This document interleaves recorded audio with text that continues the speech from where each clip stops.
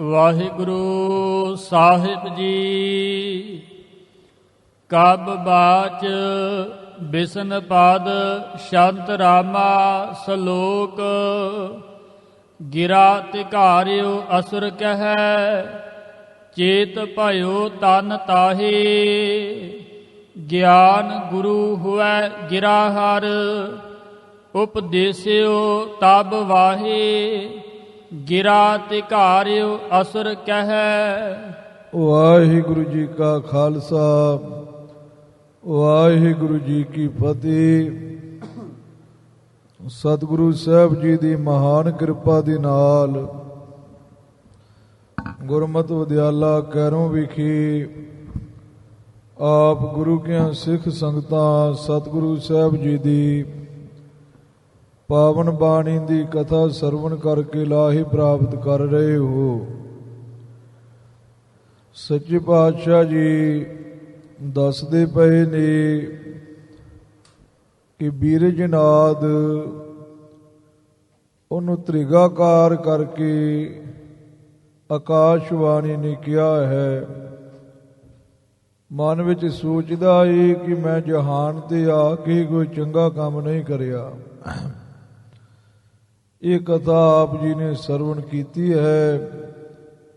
ਅੱਜ ਮਹਾਰਾਜ ਕਲਗੀਧਰ ਪਾਤਸ਼ਾਹ ਜੀ ਆਪਣੇ ਵੱਲੋਂ ਖਾਸ ਬੋਲ ਕਹਿ ਕਰਕੇ ਅੱਗੀ ਕਥਾ ਨੂੰ ਤੋਰਦੇ ਨੇ। ਕਬ ਬਾਚ ਇੱਥੇ ਦੋ ਡੰਡੇ ਨੇ। ਬਿਸਨ ਪਦ ਸ਼ੰਤ ਰਾਮਾ ਸਲੋਕ। ਧੰਨ ਸਤਿਗੁਰੂ ਗੁਰੂ ਗੋਬਿੰਦ ਸਿੰਘ ਸਾਹਿਬ ਜੀ ਆਪਣੇ ਵੱਲੋਂ ਸਲੋਕ ਲਿਖਦੇ ਪਏ ਨੇ। ਪਿਆਰ ਦੇ ਨਾਲ ਸਰਵਣ ਕਰੋ ਜੀ। ਗਿਰਾ ਤਿਘਾਰਿਓ ਅਸੁਰ ਕਹੈ। ਮਹਾਰਾਜ ਕਲਗੀਧਰ ਪਾਤਸ਼ਾਹ ਜੀ ਕਹਿੰਦੇ ਨੇ ਆਕਾਸ਼ਵਾਣੀ ਨੇ ਦੈਂਤ ਦੇ ਤਾਈ ਬਹੁਤ ਹੀ ਤ੍ਰਿਗਾਕਾਰ ਕਹਿ ਕਰਕੇ ਫਟਕਾਰਨਾ ਕੀਤਾ। ਚੇਤ ਭਇਓ ਤਨ ਤਾਹੇ। ਹਾਂ, ਉਹਦੇ ਮਨ ਵਿੱਚ ਫਿਰ ਚੇਤਾ ਆ ਗਿਆ, ਕਿਉਂਕਿ ਬੰਦਾ ਭੁੱਲਿਆ ਪਿਆ ਹੈ ਨਾ ਆਪਣੇ ਨਿੱਜੀ ਸਰੂਪ ਨੂੰ, ਆਪਣੇ ਨਿੱਜੀ ਕਰਤੱਵਾਂ ਨੂੰ, ਕਿ ਮੈਂ ਜਹਾਨ ਦੇ ਉੱਪਰ ਕੀ ਕਰਨ ਵਾਸਤੇ ਆਇਆ ਹਾਂ। ਜਦੋਂ ਗੁਰੂ ਖਾਲਸਾ ਜੀ ਆਕਾਸ਼ਵਾਣੀ ਨੇ ਉਹਨੂੰ ਤ੍ਰਿਘਾਰਿਆ ਤੇ ਉਹਨੂੰ ਫਿਰ ਚੇਤਾ ਆ ਗਿਆ, ਹੋਸ਼ ਆ ਗਈ। ਤਨ ਦਾ ਅਰਥ ਹੈ ਸੂਖਮ ਤਨ, ਭਾਵ ਮਨ ਦੇ ਵਿੱਚ ਉਸ ਦੇ ਚੇਤਾ ਸੰਭਾਲ ਆ ਗਿਆ ਕਿ ਮੈਂ ਸੰਸਾਰ ਦੇ ਉੱਪਰ ਕੀ ਕਰਨ ਵਾਸਤੇ ਆਇਆ ਤੇ ਕਿਹੜੇ ਕੰਮਾਂ ਵਿੱਚ ਲੱਗਾ ਹਾਂ। ਗਿਆਨ ਗੁਰੂ ਹੋਵੇ ਗਿਰਾ ਹਰ। ਹਾਂ, ਗਿਰਾ ਹਰ ਦੇਵ ਬਾਣੀ ਆਕਾਸ਼ਵਾਣੀ ਨੇ ਗਿਆਨ ਗੁਰੂ ਦਾ ਰੂਪ ਧਾਰ ਕਰਕੇ ਉਪਦੇਸ਼ ਕੀਤਾ। ਕਈ ਕਹਿ ਦਿੰਦੇ ਨੇ ਕਿ ਦੇਹ ਗੁਰੂ ਹੈ। ਗੁਰੂ ਗੁਰੂ ਖਾਲਸਾ ਜੀ ਗਿਆਨ ਹੈ, ਦੇਹ ਨਹੀਂ ਹੈ। ਤੇ ਗਿਆਨ ਬਾਣੀ ਤੋਂ ਪ੍ਰਾਪਤ ਹੁੰਦਾ ਹੈ। ਧੁਰ ਕੀ ਬਾਣੀ ਆਈ ਤਿਨ ਸਗਲੇ ਚਿੰਤ ਮਟਾਈ। ਬਾਣੀ ਜਿਹੜੀ ਹੈ ਇਹ ਹੀ ਗਿਆਨ ਗੁਰੂ ਹੈ, ਸ਼ਬਦ ਗੁਰੂ ਹੈ। ਗੁਰੂ ਗ੍ਰੰਥ ਸਾਹਿਬ ਜੀ ਦੇ ਵਿੱਚ ਗੁਰਬਾਣੀ ਨੂੰ ਸ਼ਬਦ ਗੁਰੂ ਕਿਹਾ ਹੈ। ਸ਼ਬਦ ਗੁਰ ਪੀਰਾ ਗੈਰ ਗੰਭੀਰਾ, ਬਿਨ ਸ਼ਬਦਾ ਸਭ ਜਗ ਬਹੁਰਾਨੰ।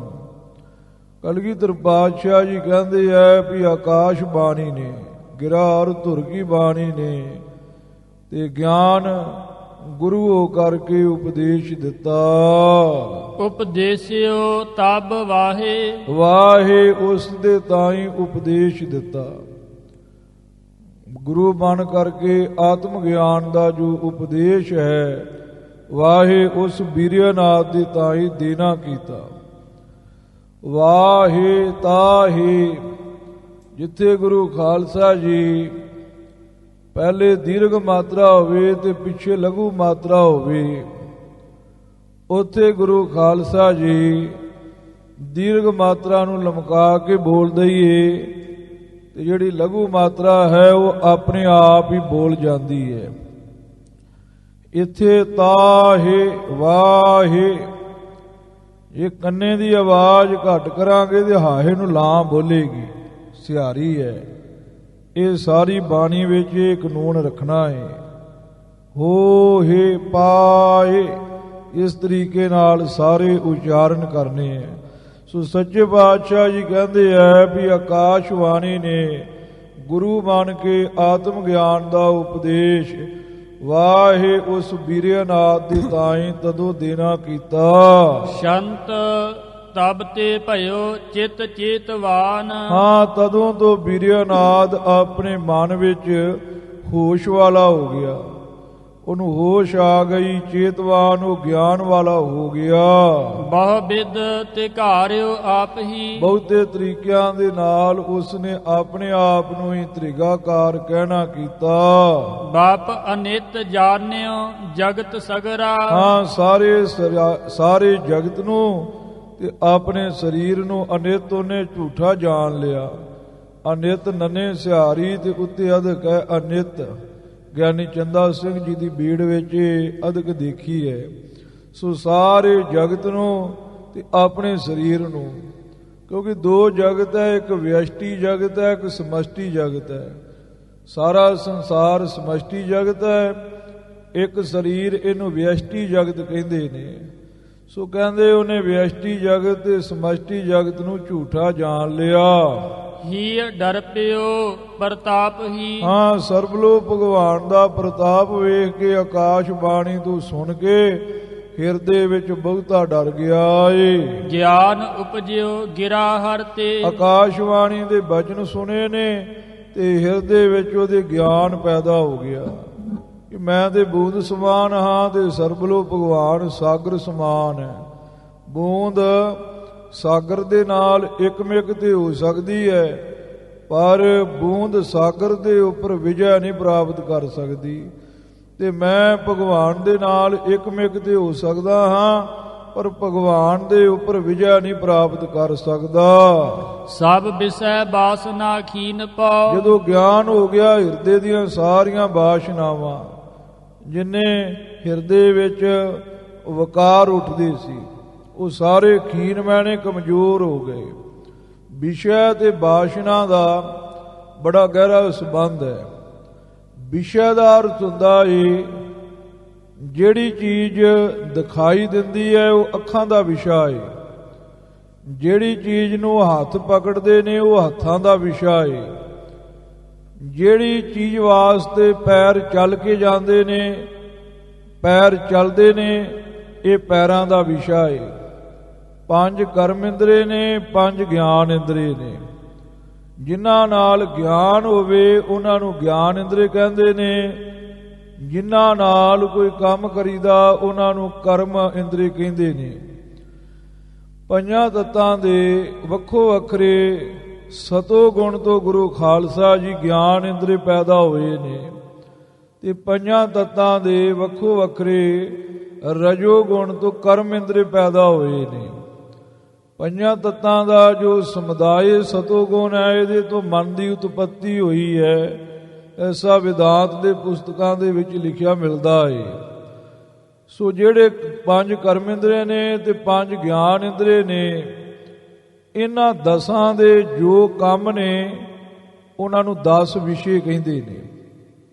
ਮੋਟਾ ਜਿਹਾ ਕਹਿ ਲੋ ਵੀ ਜਿੰਨਾ ਸੰਸਾਰ ਹੈ ਇਹ ਸਾਰਾ ਵਿਸ਼ਾ ਹੀ ਹੈ, ਕਿਉਂਕਿ 10 ਇੰਦਰੀ ਸੰਸਾਰ ਨੂੰ ਹੀ ਗ੍ਰਹਿਣ ਕਰਦੇ ਨੇ। ਸੰਸਾਰ ਨੂੰ ਵੇਖ ਕਰਕੇ ਜਿਹੜੀ ਮਨ ਵਿੱਚ ਇੱਛਾ ਪੈਦਾ ਹੁੰਦੀ ਹੈ ਉਹਨੂੰ ਬਾਸ਼ਨਾ ਕਹਿੰਦੇ ਨੇ। ਮੰਨ ਲਓ ਅੱਖਾਂ ਨੇ ਪਰਾਈ ਔਰਤ ਵੇਖੀ, ਬੰਦਾ ਘਰ ਗਿਆ ਤੇ ਜਾ ਕੇ ਮੰਜੇ ਤੇ ਲੰਮਾ ਪੈ ਗਿਆ, ਤੇ ਮੰਜੇ ਤੇ ਲੰਮੇ ਪੈਣ ਤੇ ਉਹਦੀ ਸੁਰਤੀ ਜੋ ਪਰਾਈ ਔਰਤ ਵੇਖੀ ਉਹਦੇ ਵਿੱਚ ਚਲੀ ਗਈ, ਤੇ ਮਨ ਦੇ ਵਿੱਚ ਜਿਹੜੀ ਇੱਛਾ ਉੱਠੀ ਉਹਨੂੰ ਬਾਸ਼ਨਾ ਕਹਿੰਦੇ ਹੈ। ਬਾਸ਼ਨਾ ਦਾ ਸੰਬੰਧ ਵਿਸ਼ੇ ਦੇ ਨਾਲ ਹੈ। ਜਿਹੜੀ ਚੀਜ਼ ਬੰਦੇ ਨੇ ਵੇਖੀ ਹੋਏਗੀ ਉਹੀ ਬਾਸ਼ਨਾ ਉਹਦੇ ਮਨ ਵਿੱਚ ਉੱਠੇਗੀ। ਕਈ ਵਾਰ ਗੁਰੂ ਖਾਲਸਾ ਜੀ ਇਹੋ ਜੀ ਇੱਛਾ, ਇਹੋ ਜੀ ਬਾਸ਼ਨਾ ਉੱਠ ਪੈਂਦੀ ਹੈ ਜਿਹਦੇ ਬਾਰੇ ਨਾ ਕਦੇ ਸੁਣਿਆ ਹੁੰਦਾ ਹੈ ਤੇ ਨਾ ਕਦੇ ਵੇਖਿਆ ਹੁੰਦਾ ਹੈ। ਉਹਦੇ ਬਾਰੇ ਵਿਦਵਾਨ ਪੁਰਖਾਂ ਦਾ ਖਿਆਲ ਹੈ ਕਿ ਬਾਣੀ ਵਿੱਚ ਇੱਕ ਤੁਕ ਆਉਂਦੀ ਹੈ, ਜਨਮ ਜਨਮ ਕੀ ਇਸ ਮਨ ਕੋ ਮਲ ਲਾਗੀ, ਕਾਲਾ ਹੋਆ ਸਿਆਹੂ। ਜਨਮਾਂ ਜਨਮਾਂਤਰਾਂ ਦੀ ਮੈਲ ਮਨ ਨੂੰ ਲੱਗੀ ਹੈ, ਮਨ ਕਾਲਾ ਹੋਇਆ ਪਿਆ ਏ। ਪਹਿਲੇ ਜਨਮਾਂ ਦੇ ਸੰਸਕਾਰ ਮਨ ਵਿੱਚ ਨੇ, ਚੰਗੇ ਤੇ ਮਾੜੇ। ਪਹਿਲੇ ਜਨਮਾਂ ਵਿੱਚ ਜਿਹੜੀ ਚੀਜ਼ ਦੇਖੀ ਸੁਣੀ ਹੁੰਦੀ ਹੈ, ਉਹਦੀ ਵਾਸ਼ਨਾ ਵੀ ਆ ਜਨਮ ਦੇ ਵਿੱਚ ਫੁਰ ਪੈਂਦੀ ਹੈ। ਸੋ ਮਹਾਰਾਜ ਕਲਗੀਧਰ ਪਾਤਸ਼ਾਹ ਜੀ ਕਹਿੰਦੇ ਨੇ, ਆਕਾਸ਼ਵਾਣੀ ਨੇ ਕਿਰਪਾ ਕੀਤੀ ਹੈ ਬੀਰੇਨਾਥ ਤੇ।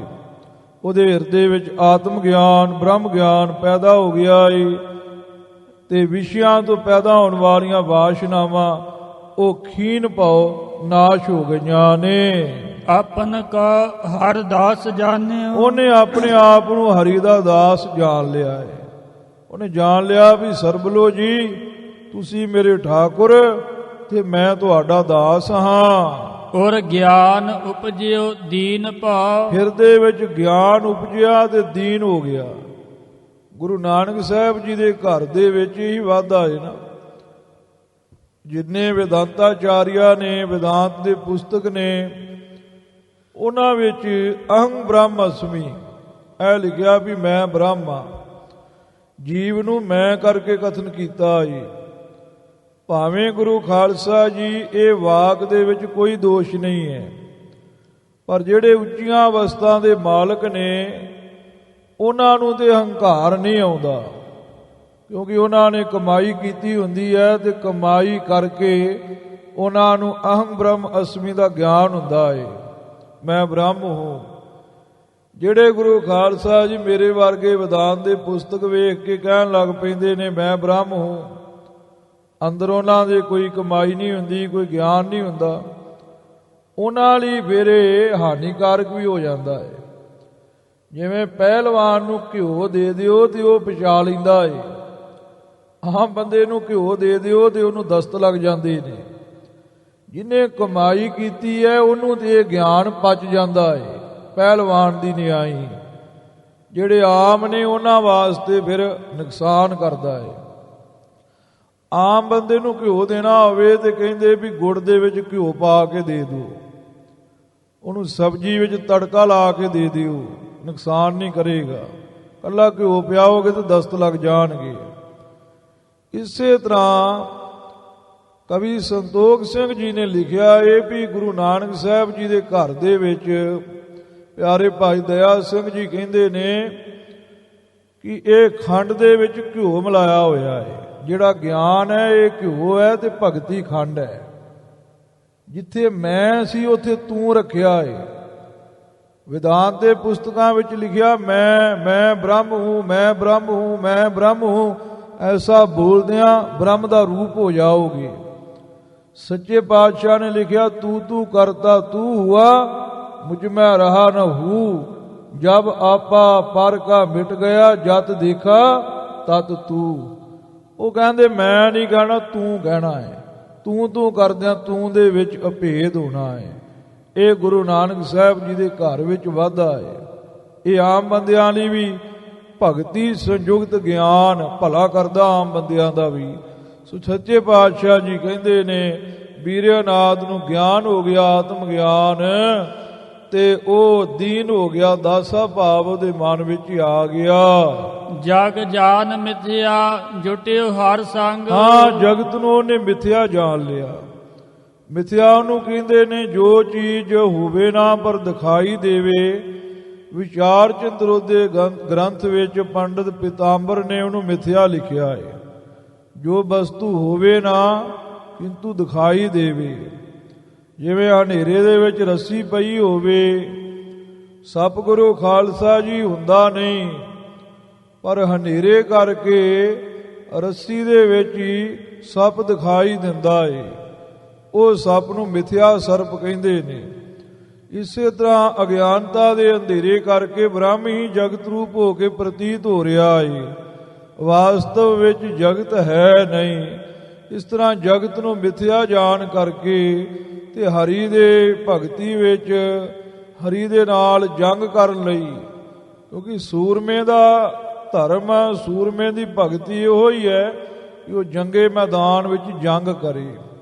ਉਹ ਸੂਰਮਿਆਂ ਦੀ ਜੋ ਭਗਤੀ ਹੈ ਜੰਗ ਕਰਨਾ, ਉਹਦੇ ਲਈ ਜੁਟ ਗਿਆ ਏ। ਸਮਰ ਛੇਤਰ ਵਿਚਾਰ ਕੈ, ਹਾਂ, ਜੰਗ ਦਾ ਛੇਤਰ, ਜੰਗ ਦਾ ਮੈਦਾਨ ਵਿਚਾਰ ਕਰਕੇ ਤੇ ਭਗਵਾਨ ਦੇ ਸਾਹਮਣੇ ਜੰਗ ਦੇ ਮੈਦਾਨ ਵਿੱਚ ਜੁਟ ਗਿਆ ਏ। ਵਿਰੋਧ ਮਾਰਗ ਚੱਕਰ ਧਾਰਾ, ਹਾਂ, ਜੋ ਪ੍ਰਭੂ ਤੋਂ ਉਲਟ ਚੱਲਣਾ ਏ, ਇਹ ਵਿਰੋਧ ਮਾਰਗ ਦੀ ਨਦੀ ਹੈ।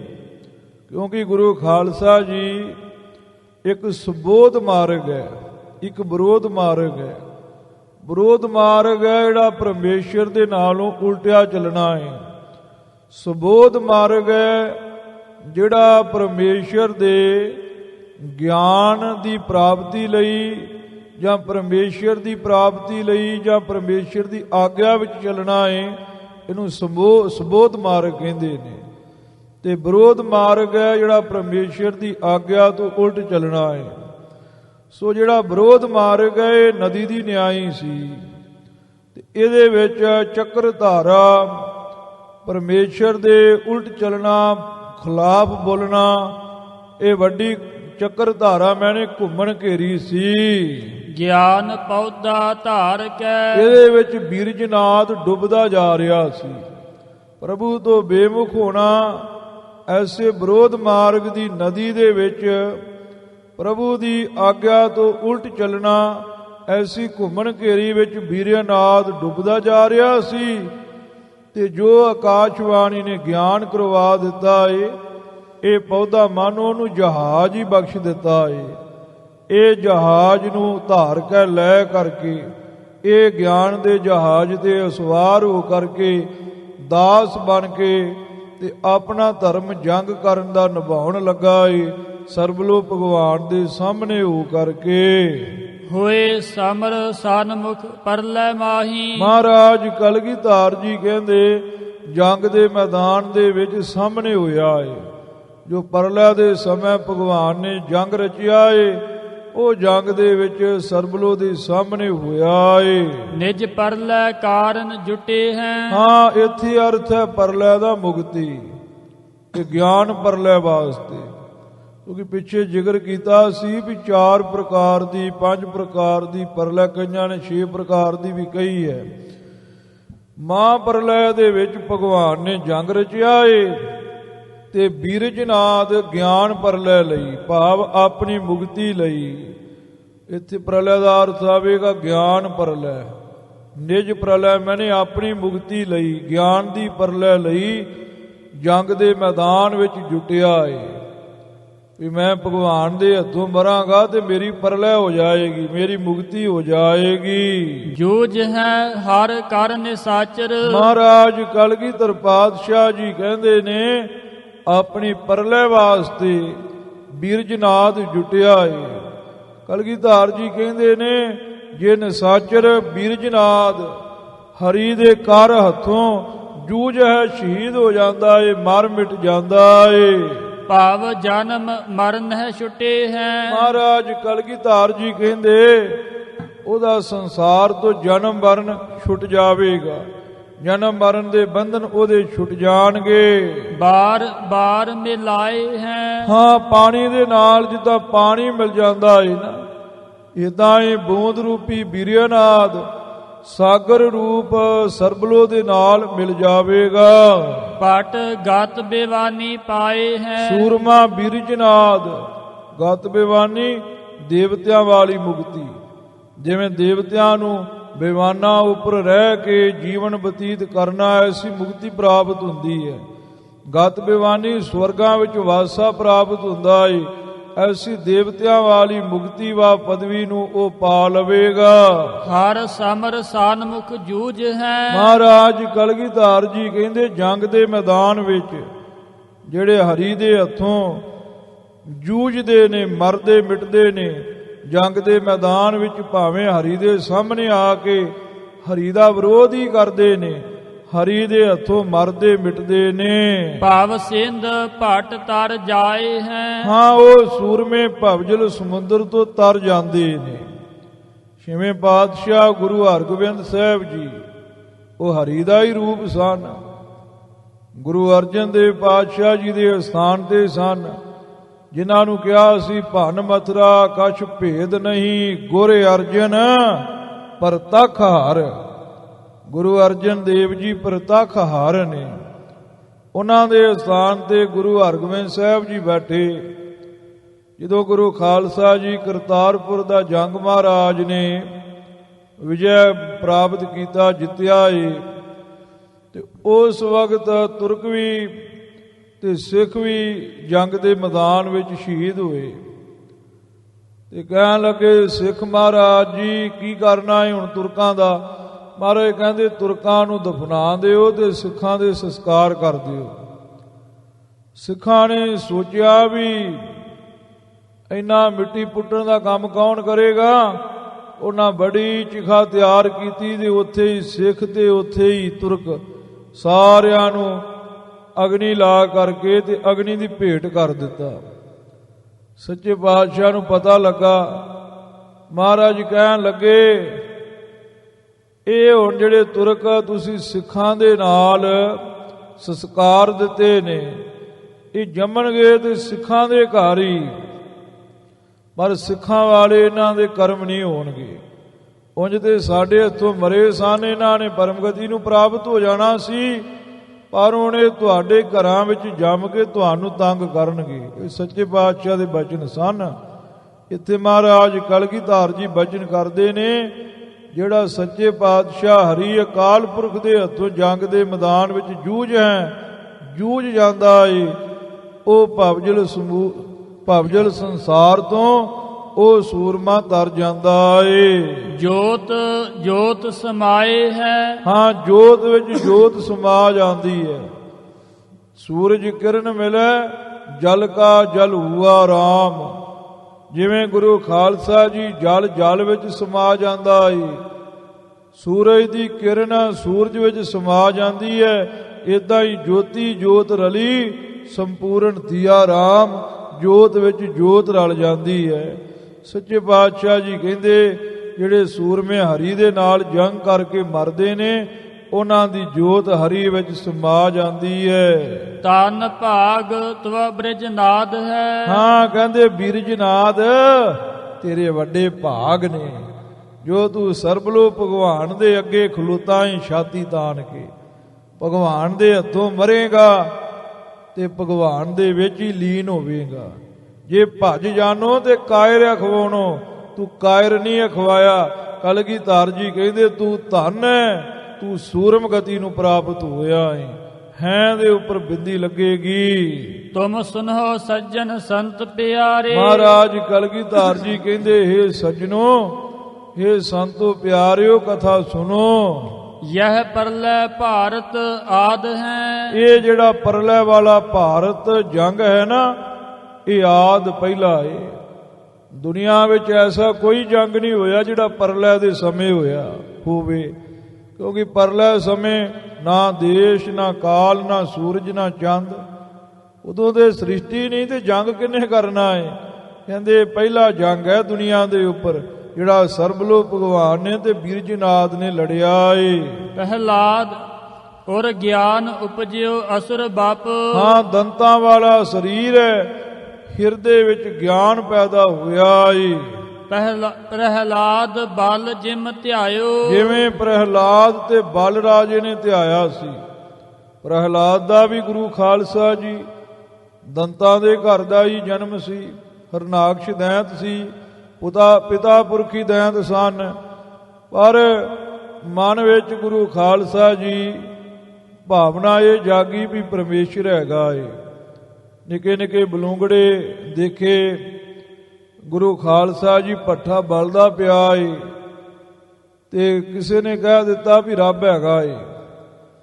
ਤੇ ਪ੍ਰਹਿਲਾਦ ਜੀ ਕਹਿੰਦੇ ਮੈਂ ਤਾਂ ਮੰਨੂ ਜੇ ਆ ਨਿੱਕੇ ਨਿੱਕੇ ਬਲੂੰਗੜਿਆਂ ਨੂੰ ਰੱਬ ਰੱਖ ਲਵੇ। ਤੇ ਜਦੋਂ ਗੁਰੂ ਖਾਲਸਾ ਜੀ 7 ਦਿਨੀ 10 15 ਦਿਨੀ ਭੱਠਾ ਖੁੱਲਾ,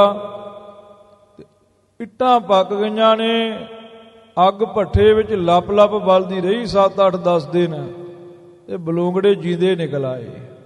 ਮਾਂ ਮੀਟਰ ਸਨ, ਮਾਂ ਉਹਨਾਂ ਦੀ ਮਰ ਚੁੱਕੀ ਸੀ, ਇਕੱਲੇ ਬਲੂੰਗੜੇ ਰਹਿ ਗਏ ਸੀ ਤੇ ਭੱਠੇ ਨੂੰ ਕਿਸੇ ਨੇ ਅੱਗ ਦੇ ਦਿੱਤੀ ਸੀ। ਪ੍ਰਹਿਲਾਦ ਨੂੰ ਯਕੀਨ ਹੋ ਗਿਆ ਵੀ ਪਰਮੇਸ਼ਰ ਹੈਗਾ ਹੈ। ਹਰਨਾਕਸ਼ ਕਹਿੰਦਾ ਸੀ ਵੀ ਮੈਂ ਹੀ ਰੱਬ ਹਾਂ। ਉਹਨੇ ਸੰਡਾ ਤੇ ਮਰਕਾ ਪੜਾਉਣ ਵਾਲਿਆਂ ਨੂੰ ਕਿਹਾ ਵੀ ਮੇਰੇ ਪੁੱਤ ਨੂੰ ਇਹ ਪੜਾਓ, ਹੋਰ ਬੱਚਿਆਂ ਨੂੰ, ਵੀ ਦੁਨੀਆ ਤੇ ਜੇ ਕਰਤਾਰ ਹੈ ਤੇ ਉਹ ਹਰਨਾਕਸ਼ੀ ਹੈ। ਪਰ ਪ੍ਰਹਿਲਾਦ ਜੀ ਵਾਹਿਗੁਰੂ ਦਾ ਨਾਮ ਜਪਦੇ, ਅਕਾਲ ਪੁਰਖ ਗੋਬਿੰਦ ਰਾਮ ਨੂੰ ਚੇਤੇ ਕਰਦੇ।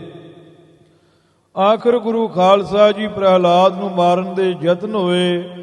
ਪਰਮੇਸ਼ਰ ਨੇ ਨਰਸਿੰਘ ਦਾ ਰੂਪ ਧਾਰ ਕੇ ਪ੍ਰਹਿਲਾਦ ਦੀ ਰੱਖਿਆ ਕੀਤੀ ਸੀ। ਸੋ ਮਹਾਰਾਜ ਕਲਗੀਧਰ ਜੀ ਕਹਿੰਦੇ ਜਿਵੇਂ ਪ੍ਰਹਿਲਾਦ ਦਾ ਜਨਮ ਹੋਇਆ ਸੀ ਦੰਤਾਂ ਦੇ ਘਰ, ਪਰ ਉਹਦੇ ਹਿਰਦੇ ਵਿੱਚ ਵੀ ਗਿਆਨ ਪੈਦਾ ਹੋ ਗਿਆ ਸੀ। ਇਦਾਂ ਹੀ ਬਲ ਰਾਜਾ ਇਹ ਵੀ ਦੈਂਤ ਸੀ, ਜਗ ਕਰ ਰਿਹਾ ਸੀ।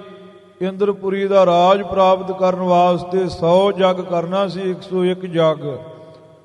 ਤੇ ਇੰਦਰ ਦੀ ਬੇਨਤੀ ਤੇ ਭਗਵਾਨ ਨੇ ਬਾਵਨ ਰੂਪ ਧਾਰਿਆ, ਜਿਹਦਾ ਜ਼ਿਕਰ ਭੱਟਾਂ ਨੇ ਸਵਈਆਂ ਵਿੱਚ ਕੀਤਾ ਹੈ। ਸਤਜੁਗ ਤੈ ਮਾਨਿਓ ਛਲਿਓ ਬਲ ਬਾਵਨ ਭਾਇਓ। ਸਤਜੁਗ ਦੇ ਵਿੱਚ ਗੁਰੂ ਖਾਲਸਾ ਜੀ ਬਲ ਰਾਜੇ ਦਾ ਅਪਮਾਨ ਤੋੜਨ ਲਈ 52 ਰੂਪ ਹੋ ਕੇ ਆਏ। 52 ਚੰਦਨ 52 ਉਂਗਲਾਂ ਦਾ ਹੁੰਦਾ ਹੈ। 52 ਉਂਗਲਾਂ ਜਿਨ੍ਹਾਂ ਗੁਰੂ ਖਾਲਸਾ ਜੀ ਸਰੀਰ ਧਾਰਿਆ, ਪੰਡਤ ਰੂਪ ਹੋ ਕੇ ਆਏ। ਕਹਿੰਦੇ ਤੂੰ ਜੱਗ ਕਰਦਾ ਹੈ, ਮੈਨੂੰ ਵੀ ਕੋਈ ਦਾਨ ਦਸ਼ਨਾ ਦੇ। ਕਹਿਣ ਲੱਗਾ ਲੈ ਕੀ ਮੰਗਦਾ ਹੈ? ਕਹਿੰਦਾ ਵੀ ਜਿੱਥੇ ਤੇਰਾ ਰਾਜ ਭਾਗ ਹੈ ਨਾ ਭਗਵਾਨ, ਕਹਿੰਦੇ ਇੱਥੇ ਮੈਂ ਕੁਟੀਆ ਬਣਾਉਣੀ ਹੈ, ਮੈਨੂੰ ਥਾਂ ਦੇ 2.5 ਕਰਮਾਂ ਦਾ। ਉਹਨੇ ਸੋਚਿਆ ਵੀ 2.5 ਕਦਮ, 2.5 ਕਰਮਾਂ ਕਿੰਨੀਆਂ ਕੁ ਹੋਣੀਆਂ ਇਹਦੀਆਂ? 2.5 ਕਦਮ ਛੋਟਾ ਜਿਹਾ ਤੇ ਰੂਪ ਹੈ। ਦੰਤਾਂ ਦਾ ਗੁਰੂ ਸੀ ਸ਼ੁਕਰਾਚਾਰੀਆ। ਉਹਨੇ ਬੜਾ ਸਮਝਾਇਆ ਵੀ ਇਹ ਭਗਵਾਨ ਆਇਆ ਇਹ ਤੈਨੂੰ ਛਲਦਾ ਹੀ, ਪਰ ਬਲ ਰਾਜੇ ਨੇ ਨਾ ਮੰਨੀ। ਜਦੋਂ ਗੁਰੂ ਖਾਲਸਾ ਜੀ ਕਿਹਾ ਵੀ ਤੁਹਾਨੂੰ ਮੈਂ 2.5 ਕਦਮਾਂ ਦਾ ਭੂਮੀ ਦਿੱਤੀ, 2.5 ਕਦਮਾਂ ਆਪਣੇ ਰਾਜ ਵਿੱਚੋਂ ਦਿੱਤੀਆਂ, ਤੇ ਉਸ ਵਕਤ ਭਗਵਾਨ ਨੇ ਰੂਪ ਧਾਰਨ ਕਰ ਲਿਆ ਬਹੁਤ ਬੜਾ। ਤੇ ਤਿੰਨੇ ਲੋਕ 2 ਕਰਮਾਂ ਵਿੱਚ ਮਿਲ ਰਹੇ, ਦੋਨਾਂ ਕਦਮਾਂ ਵਿੱਚ, ਤੇ ਅੱਧਾ ਕਦਮ ਬਚ ਗਿਆ। ਕਹਿਣ ਲੱਗੇ ਬਲ ਹੁਣ ਅੱਧਾ ਕਰਮ ਕੀ ਕਰੀਏ, ਕਿੱਥੇ ਰੱਖੀਏ ਪੈਰ? ਉਹ ਕਹਿੰਦਾ ਮੇਰੀ ਛਾਤੀ ਤੇ ਰੱਖੋ। ਪਤਾਲਾਂ ਵਿੱਚ ਭੇਜ ਦਿੱਤਾ। ਫਿਰ ਬਲ ਨੇ ਲੱਤ ਪਕੜ ਲਈ, ਪੈਰ ਪਕੜ ਲਿਆ। ਉਹ ਕਹਿੰਦਾ ਹੁਣ ਮੈਨੂੰ ਪਤਾਲਾਂ ਛੱਡ ਕੇ ਕਿੱਥੇ ਚੱਲੇ ਹੋ? ਹੁਣ ਇੱਥੇ ਰਹੋ। ਤੇ ਕਹਿੰਦੇ ਵੀ ਤਿੰਨੇ ਦੇਵਤੇ ਸਾਲ ਦੇ ਵਿੱਚ 4 ਤਿਆਂ 12 4 ਮਹੀਨੇ ਉੱਥੇ ਪਹਿਰਾ ਦਿੰਦੇ ਨੇ ਜਿੱਥੇ ਬਲ ਰਾਜੇ ਦੀ ਗੁਫਾ ਹੈ। ਇਸ ਤਰੀਕੇ ਦੇ ਨਾਲ ਮਹਾਰਾਜ ਕਲਗੀਧਰ ਜੀ ਕਹਿੰਦੇ ਜਿਵੇਂ ਬਲ ਰਾਜੇ ਨੇ ਤੇ ਜਿਵੇਂ ਪ੍ਰਹਿਲਾਦ ਨੇ ਧਿਆਇਆ ਸੀ। ਬਲ ਲੱਲੇ ਨੂੰ ਸਿਹਾਰੀ ਹੈ, ਬਲ ਰਾਜੇ ਨੇ ਦੇ ਅਰਥ ਵਿੱਚ ਇਹ ਸਮਝਣੀ ਹੈ। ਧਿਆਇਓ ਦਾ ਦੂਜਾ ਜਈਆ ਪੂਰਾ ਏ, ਤੇ ਪ੍ਰਹਿਲਾਦ ਪੱਪੇ ਦੇ ਪੈਰ ਵਿੱਚ ਰਾਰਾ ਏ। ਆਸਰ ਮਤ ਹੈ ਤਿਆਗ ਜਬ ਹੀ। ਹਾਂ, ਜਦੋਂ ਪ੍ਰਹਿਲਾਦ ਨੇ ਤੇ ਬਲ ਰਾਜੇ ਨੇ ਦੰਤਾਂ ਵਾਲੀ ਮੱਤੇ ਮਤ ਦਾ ਤਿਆਗ ਕੀਤਾ। ਹਰ ਪਦ ਨਿਵਾਸ ਹੈ ਪਾਇਓ। ਹਾਂ, ਹਰੀ ਦੇ ਚਰਨਾਂ ਕਮਲਾਂ ਦੇ ਵਿੱਚ ਉਹਨਾਂ ਨੇ ਨਿਵਾਸਾ ਮੈਨੇ ਵਾਸਾ ਪਾਇਓ, ਮੈਨੇ ਪਾ ਲਿਆ। ਅਮਰਾਵਤੀ ਕੋ ਰਾਜ ਪਾਇਓ। ਹਾਂ, ਅਮਰਾਵਤੀ ਸਵਰਗਾਂ ਦਾ ਰਾਜ ਪਾ ਲਿਆ। ਸਵਰਗਾਂ ਦੇ ਵਿੱਚ ਗਏ ਤੇ ਉਹਨਾਂ ਦੀ ਜੈ ਜੈਕਾਰ ਹੋਈ। ਇੰਦਰ ਨੇ ਵੀ ਉੱਠ ਕਰਕੇ ਉਹਨਾਂ ਦਾ ਸਵਾਗਤ ਕੀਤਾ। ਹਰ ਪੱਖ ਕੀਨਿਓ ਤਾਸ ਕੋ। ਤਾਸ ਤਿਨਾਂ ਦਾ, ਪ੍ਰਹਿਲਾਦ ਦਾ ਤੇ ਬਲ ਰਾਜੇ ਦਾ ਪੱਖ ਹਰੀ ਨੇ ਆਪ ਕੀਤਾ। ਨਰ ਸਿੰਘ ਰੂਪ ਧਰਿਓ ਹਰ ਪ੍ਰਭ। ਹਾਂ, ਪ੍ਰਹਿਲਾਦ ਦੀ ਰੱਖਿਆ ਵਾਸਤੇ ਨਰਸਿੰਘ ਦਾ ਰੂਪ ਹਰੀ ਨੇ, ਪ੍ਰਭੂ ਨੇ ਆਪ ਧਾਰਨ ਕੀਤਾ। ਔਰ ਨਖ ਹੈ ਛੇਦ ਹਰ ਨਾਸ ਕੋ। ਹਰਨਾਕਸ਼ ਨੂੰ ਆਪਣੇ ਗੁਰੂ ਖਾਲਸਾ ਜੀ ਪੱਟਾਂ ਦੇ ਉੱਪਰ ਰੱਖਿਆ। ਤੋ ਹਰਨਾਕਸ਼ ਨੇ ਗੁਰੂ ਖਾਲਸਾ ਜੀ ਵਰਦਾਨ ਮੰਗਿਆ ਸੀ ਕਿ ਨਾ ਮੈਂ ਦਿਨੇ ਮਰਾਂ, ਨਾ ਮੈਂ ਰਾਤ ਮਰਾਂ, ਨਾ ਮੈਂ ਅੰਦਰ ਮਰਾਂ, ਨਾ ਮੈਂ ਬਾਹਰ ਮਰਾਂ, ਨਾ ਧਰਤੀ ਤੇ ਨਾ ਆਕਾਸ਼ ਤੇ ਮਰਾਂ, ਨਾ ਮਨੁੱਖ ਤੋਂ ਮਰਾਂ ਨਾ ਜਾਨਵਰ ਤੋਂ ਮਰਾਂ। ਇਸ ਤਰੀਕੇ ਦਾ ਉਹਨੇ ਵਰਦਾਨ ਮੰਗਿਆ ਸੀ। ਫਿਰ ਪ੍ਰਹਲਾਦ ਦੀ ਰੱਖਿਆ ਵਾਸਤੇ, ਜੀਵਨ ਨੂੰ ਬਚਾਉਣ ਵਾਸਤੇ ਭਗਵਾਨ ਨੇ ਨਰਸਿੰਘ ਦਾ ਰੂਪ ਧਾਰਿਆ। ਮਨੁੱਖ ਦਾ ਸਰੀਰ ਸੀ, ਚਿਹਰਾ ਸ਼ੇਰ ਦਾ ਸੀ। ਉਹਨੇ ਵਰਦਾਨ ਮੰਗਿਆ ਸੀ, ਨਾ ਮੈਂ ਸ਼ਸਤਰ ਤੋਂ ਮਰਾਂ ਨਾ ਮੈਂ ਅਸਤਰ ਤੋਂ ਮਰਾਂ। ਤੇ ਹੱਥਾਂ ਦੇ ਬੜੇ ਬੜੇ ਲੰਮੇ ਨਹੁੰ ਜਿਵੇਂ ਸ਼ੇਰ ਦੀਆਂ ਲੂੰਦਰਾਂ ਹੁੰਦੀਆਂ ਨੇ। ਅੰਦਰ ਨਾ ਮਰਾਂ ਨਾ ਬਾਹਰ ਮਰਾਂ।